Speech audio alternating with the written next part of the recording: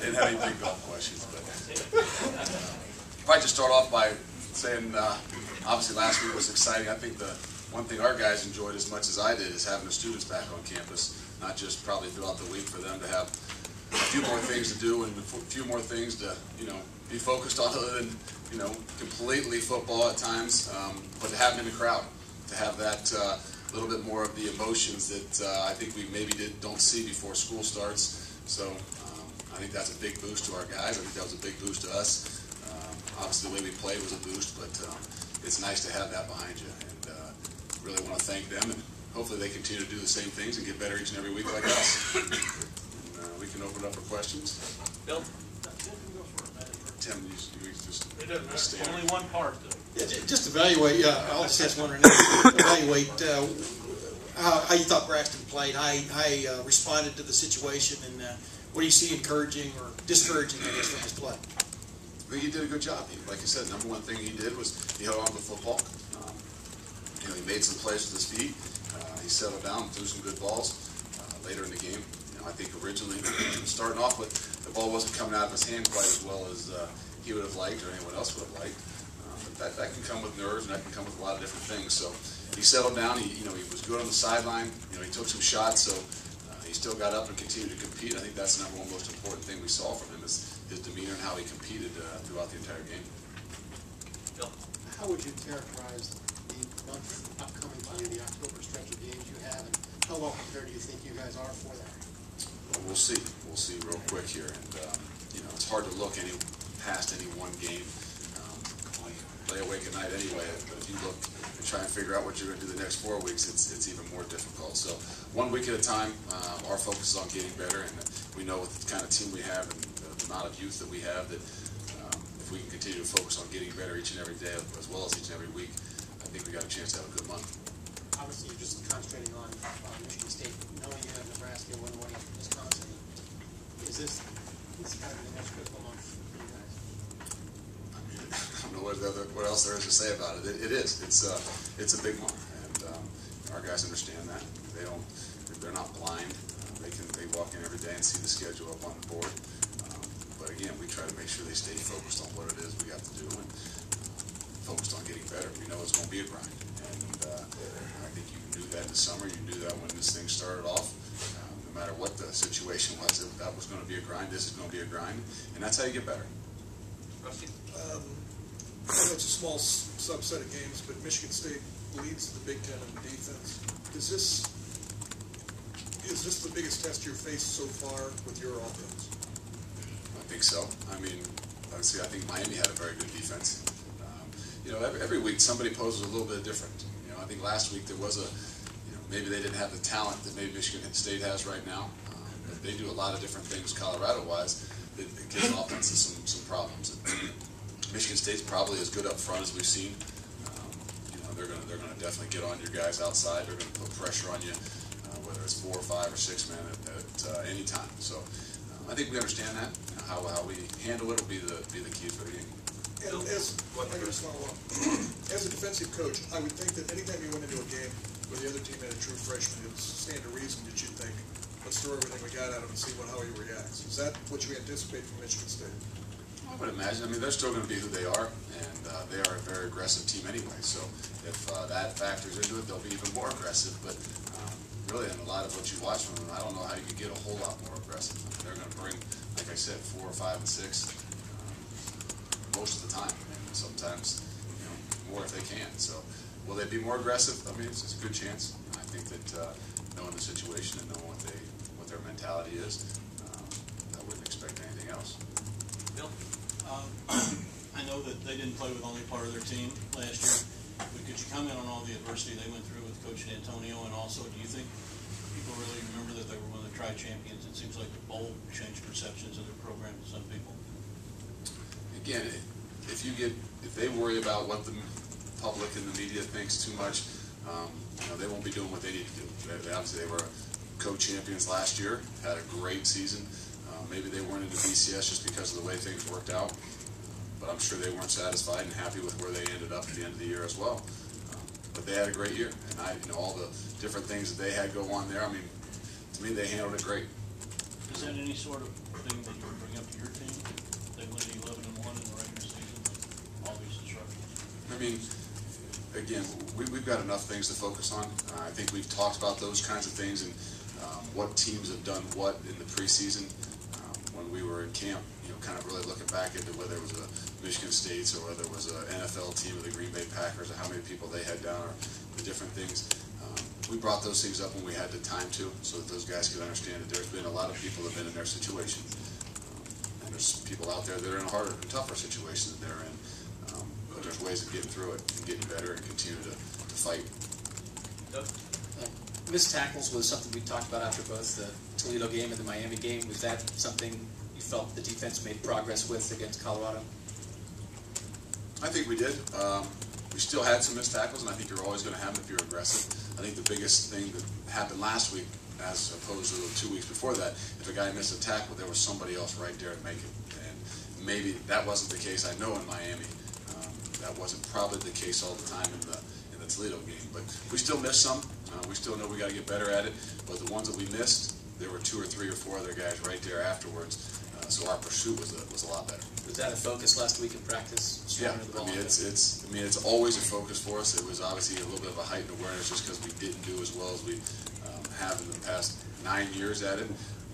So it was something we talked about, but it's each and every week. I mean, defensively, that's the #1 thing we talk about. We just didn't do a great job in Miami, and probably didn't do a great job in Toledo. Jake? Can you talk about the selection of Jordan Hall as game captain? Obviously, he was suspended for a couple games. What does it mean that you select him as a game captain this week after that suspension? It means that Jordan is a part of our team. He's a big leader in the locker room. He does a great job. He's handled everything that we've asked him to handle with class and with dignity, and has not, batted an eye at it with all the situations. And we understand what we did. We learn from our mistakes.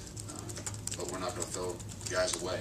And that's kind of the big thing, the reason we wanted to have the game captains the whole season, so that we can make sure we can bring everybody a part of this team, whatever their situation. They learn from it, they grow from it, they have the right attitude, and they continue to fight and get better. This team loves them, and they'll always, be able to be in a position that they can get better. And in some situations like his, hey, we're excited to have him, and the past is the past, and we learn from it. Yeah, looking at video the last 2 weeks, what has Christian Bryant brought to the defense, playing more and more? What have you seen out of him that piques your interest? Christian, a lot like maybe Jamel Hines in the past. He is a guy that is a very confident young man. I mean, he's got a little bit more of a natural fire to him. To me, he's one of those guys that's kind of a natural leader. He doesn't get rattled. He doesn't get frustrated. If a big play or something happens, he's on to the next one. He doesn't have that conscience that weighs over him. So, and sometimes, us as coaches or some of the guys, that's hard to get on to the next play at times. And, he brings a lot of that to our defense, as well as a different emotion and a little bit of a different attitude at times. Well, Luke, what are you seeing out of Devin Smith? Caught the 2 touchdowns, then it looked like the top one on the opposite sideline as well, that they rolled incomplete. Making a lot of plays. How impressive you've been with his play, and you see him becoming even more a part of the offense as the season goes along? We're going to continue to move Devin along, and I think he might have only had 27 to 30 snaps last week. Maybe he got more and more because of as he grows and as he matures. But Devin can make plays. I mean, he's the guy that can get on top of you. He can has some speed, and obviously good balls were thrown to him, and he made the play. So we need that, and we know that people are going to pack it in on us, and with a lot of the run stuff, and we need to have those wide receivers out there that have the ability to make some plays, especially when people are going to get up on them. Luke, Coach Dantonio was your coordinator here in your early years on the staff. Anything you picked up from him, liked about the way he, as a coach, that you gleaned from his experience? Well, a lot of what what I've learned is from him. Obviously, I was with Coach Tress for 9 years as well, but probably spent a majority of my time in just the 3 years that Coach was here, Dantonio was here with him. Probably the one guy that I stay most in contact with since he's been gone. Just probably because we're more similar people in general, or family-oriented guys. A lot of those kind of things. I've learned more from him just off the field as opposed to on the field. how you handle these situations, what's really important. Don't forget about those kinds of things. And, we do have a really good relationship. You had conversations then after you got the job, or? Yeah, if there's You one leaned on person, him? if there's one person I've talked to as much as anybody, it would be him. Dave? Luke, I want to ask you about a couple of freshman linebackers. Ryan Shazier seems like he's playing really well, so if you could talk about his progression. And also Curtis Grant, where does he factor in the plans right now? Well, Ryan's done a great job. Ryan, I think, played 27, 28 snaps last week in the game, in situations when the game was, obviously still being early on in the game is what I mean. But he's done a great job. He's done a great job special teams-wise. He's going to be a very, very good football player. He's got a knack for the ball. He can run. There's going to be some special things out of him, and we need him because he's one of those four guys that gets in the rotation. As far as Curtis Grant, Curtis is probably picking it up a little bit more now. He hasn't been as big a special teams guy as we need him to be, but I think here in the next few weeks we're going to continue to get him on a little bit more. I think he's going to have a lot more opportunities, maybe playing some Sam this week as well as in the future here.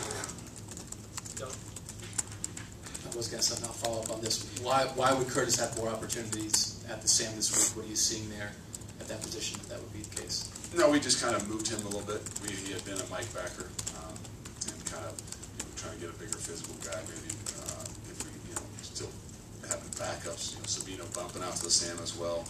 Sabino's playing Mike too. Just trying to find a way that we can get guys involved a little bit more. Goal line situations, things like that. And what you were talking about before with your relationship with Coach Dantonio, what do you think it will be like then this week for you coaching against him? And do you think it will be at all similar in what it was like for Coach Dantonio when he coached against Coach Tressel, as sort of having that relationship as well? You learned a lot from, and now you're going against him. I'm sure. I mean, like I've said before, if I was playing my brother, I would want to beat him just as bad as I'd want to beat anybody. So I don't think that changes and factors into it. You obviously have to be for somebody for who they are and what they do. And when it's all said and done, we'll still continue to be great friends. Coach, going back to Braxton, are you a little concerned that he ran 17 times? Was that a little bit of nerves, or was that part of the game plan?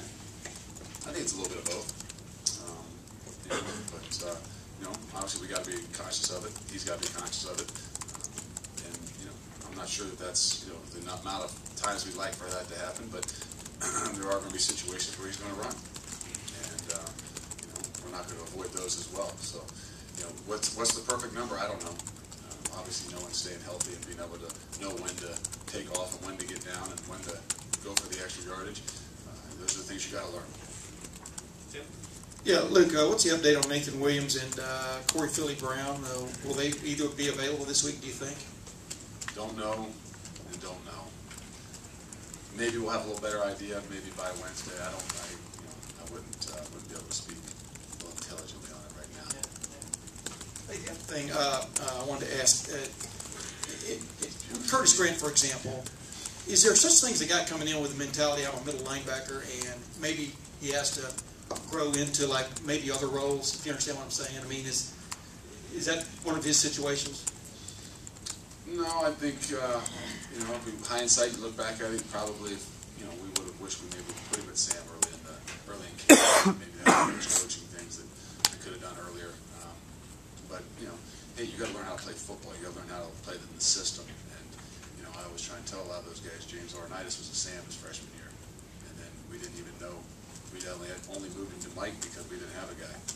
We said, well, we'll let these 2 or 3 guys battle out at Mike and see which one's good enough and see which one's the best. It looks like we were good coaches and put the best one in there. Matt?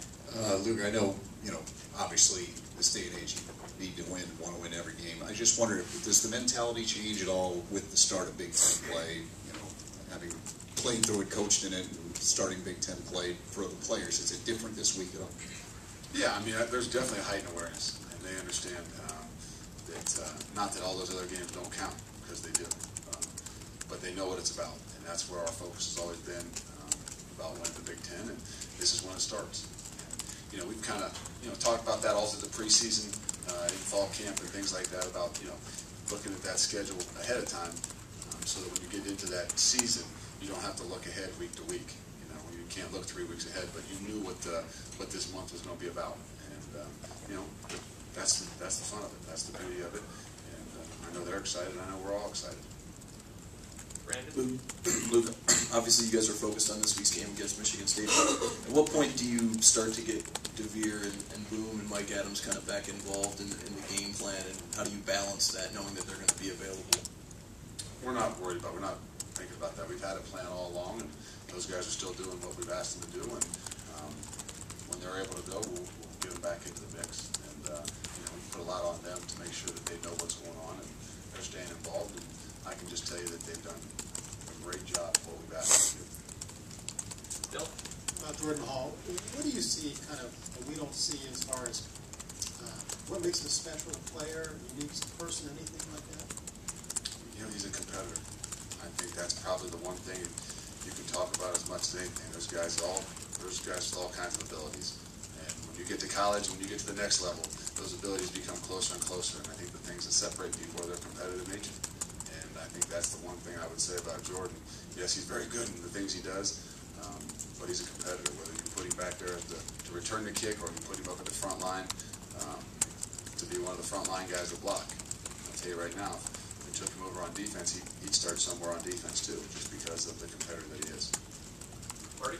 A lot's been asked about your offense as far as does it have a personality? Where's your radio guy then? That's trying to get rid of my thought, yeah. Not your offense trying to gain a personality. With what Braxton brings to the package, are you clear or defined with what your offense is right now?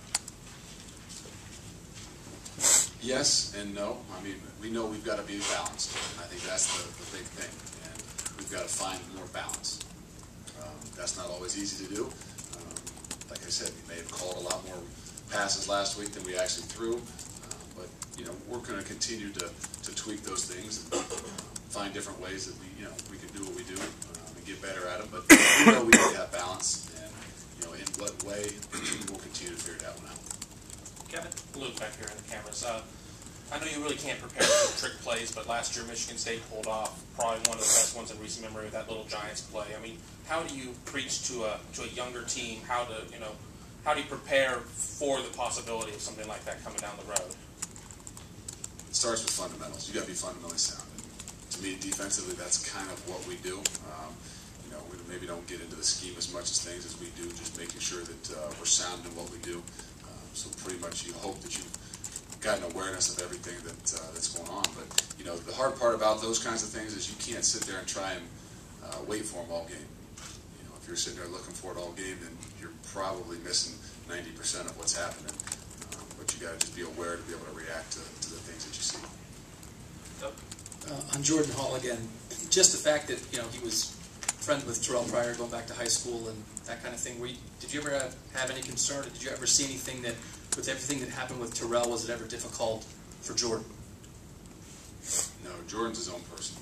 Like I said, Jordan is solid, and it was never a thing when he recruited him that there were two guys that had to go to the same place at any means. It was a completely separate issue. Doug? Luke, talk a little bit about Kirk Cousins, what kind of a player he is, and what kind of challenges he presents for defense. He's a very good football player. Obviously very smart. I'm sure all of you have seen his speech he gave at the Big Ten Conference. I mean, just an unbelievable young man. Obviously a senior who controls the offense very well. Obviously he throws the ball well. You know, but I think the biggest thing is he just has command of the offense. He's got some weapons that they can do a lot of different things. You know, they can run the football well. They can get out and spread the field and throw the football well. But that's because they got a quarterback that can handle those different situations. And you know, is he a guy that's flashy? Is he going to run all over the place? No. But he's going to control the offense. He's going to get the ball where it's supposed to go. He's going to read the coverages. He's going to read the defense. He's going to get them in and out of the things they need to get in and out of. And that's what every team's looking for is a field commander like that. Rusty? Michigan State, if I'm not mistaken, I think has 25 players from Ohio on its roster. Do you guys, when you're out recruiting, do you bump into them a lot? Is there a lot of competition between Ohio State and Michigan State players, or do you feel their presence in the state? Oh yeah, they do a great job in state, and you know they make it harder on us. They make it harder on everybody, and you know recruiting is always one of those things that it's not a perfect science, and you know, what they think of somebody and what we think of somebody might be two different things. And who knows? You don't really know what's deep inside that person a lot of times and inside that heart. There's very few that are obvious, but they do a great job in the state of Ohio, and we battle with them all the time. And because they have so many players from Ohio, I would take it that there might be a little bit more emotion on their side for a game, since many of them are coming home. I'm sure. I mean, obviously Coach Dantonio is from Ohio. A lot of their coaches are from Ohio. Doc Dressel's son's on the staff. I mean, there's all kinds of little things here that can fire them up. But I mean, again, it's a Big Ten game. I think that's the most important thing. It's the start of the Big Ten season. Whether there's little side things or side stories or not, I'm sure there are in every week. But it's still about Michigan State and Ohio State and opening of the Big Ten. A few more questions, Matt. Luke, you touched on this a little bit when you're talking about Braxton carrying the ball, but where do you, as coaches, because he's got that special ability, is there a line that you got to find with, turning that loose with, maybe you ought to slide here and things like that for his longevity, and how much of a difficult process is that to not take away what makes him special, but at the same time understand what the season means? That's a difficult situation. And, you just got to talk to him about it. And, we say it all the time. I don't know about you, but if you're a competitor, sometimes those things are harder to learn. You go out there and play a pickup basketball game, and all of a sudden you come off the floor with cuts and scrapes and bruises because, what am I doing diving out here playing racquetball? Those are things that aren't the easiest things to teach. But you know what? I'd rather have it that way. I'd rather have that guy that's a competitor that, you're worried about playing a pickup basketball game because he only does things at one speed. And when he gets out there, he's going to be competitive. Obviously, we're going to have to, help him through those things and try and coach him through those things. But, I'd rather have it that way than a guy that is worried the other way. Lori? Luke, obviously both are important for an offense, but which is more important to the success of an offense, minimizing risk or maximizing opportunity? I don't think you can answer that. It's a little bit of both, just like you said. It's you got to have it all. Just like you got to have balance, you got to have some risk and have some reward. But you also got to make sure you're taking what's given to you. And, different games, different situations, depending on how things are going. You got to have the ability to do both. So you got a plan, and you just got to stick with it if you can. With the Big Ten season coming up, do you need to sort of up the risk-reward ratio? Depends on how the game goes at times. Again, we can only do what our guys can handle. Us as coaches spend plenty of time in here thinking of things and coming up with new ideas and things that we think would be perfect to this, that, or the other thing. But ultimately what it comes down to is what they can handle. What they understand is much more important than what we understand. So we got to find that balance. Luke, you mentioned, Braxton mentioned earlier in preseason that he was trying to catch up as far as the playbook goes. How has he progressed in that? He's like a freshman. He's doing a better job. I think the more you become involved in doing it, obviously you start to learn a little bit better.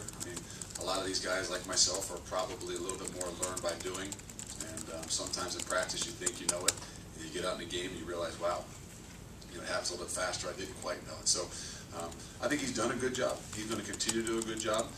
But it's on us now to make sure that we can, only put the things in his hands that we think he can handle. So, how much that is, and we'll continue to see. Kim, we'll wrap it up with you. Luke, are you curious at all about the game at Madison on Saturday night? Ohio versus Wisconsin. You guys are playing the one of the tri-champs from last year, also. But just are you curious at all about that game, the Nebraska-Wisconsin game? I didn't know they were playing. Seriously? I didn't really. I got enough things. I don't even know what my kids play, let alone who else plays. So, I wish someday I hope I can balance it out well enough that I can enjoy watching other people play and knowing what other people, who got who. And but for now, unfortunately, I got a little bit of blinders, and I'm going to continue to worry about what we got. Great. Thank you very much. Thank you. Folks, for staying here.